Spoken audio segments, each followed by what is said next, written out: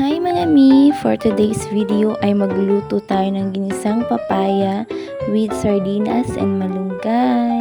Gisahin na muna natin ang sibuyas at bawang until na mag-golden brown siya. And after, gisahin na natin ang sardinas until na maging okay na ang consistency nito. After how many years ng pag-iintay, isunod na natin ang papaya para ito ay mamekos-mekos na.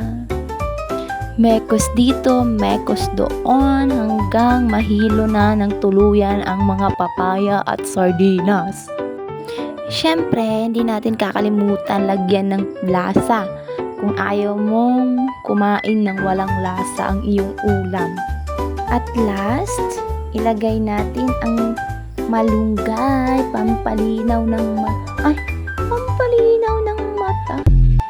And then, pakuluin lang natin hanggang maging okay na siya. And wow, very satisfying naman ng pagluluto ko. Let's go, kain na tayo guys!